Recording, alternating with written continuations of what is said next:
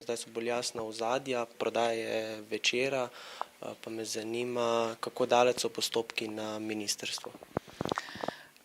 Ministrstvo seveda je imelo določeno obdobje, ko naj bi odločalo, ni se pa izteklo še. Vemo pa, da se je čakalo tudi stališče Urada za varstvo konkurence, ki mu tudi z odločbo, ki so jo izdali pred časom, pripadajo določena stališča in določeni ukrepi.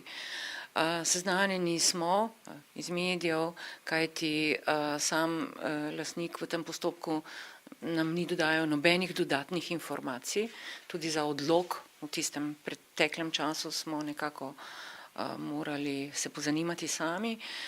Skratka, seznanjeni smo, da se je opredmetil ali rekla, dobil je meso ta Trilan, kupec, in v tej luči pričakujemo stališče Urada za varstvo konkurence, kjer so pa očitno postopki zaradi izločitve nekoliko drugačni, kot bi sicer bili, če do tega ne bi prišlo. Želela bi si, da bi se ta prodaja ali predaja izpeljala dobro, konec koncev to je v interesu vašega časopisa, kot tudi v interesu Dela, ki je tudi pred drugimi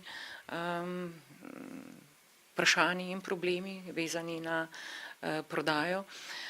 Predvsem zaradi tega, ker to bi omogočilo večjo stabilnost. Želela pa bi tudi, da bi bil tisti lastnik tak, kot si ga sami želite in kot ste izpostavili novinarji, ko ste problematizirali ta nakup Trilana. To se pravi, da bi dobili dobrega strateškega lastnika. Meni se osebno postavlja vprašanje, ali bo to res to, glede na to, da so informacije šle v to smer, da ta, ki namerava ta nakup postoriti, nima denarja ali pa naj ga ne bi imel. Če bo dokazal, da to ima, pomeni, da bo lahko tudi izplačal. In če bo dokazal, da mu banke lahko tudi dajo kredit, pomeni. Ampak zagotovo je treba tukaj biti pozoren, da ne bi tudi v tem primeru prišlo do kakšnih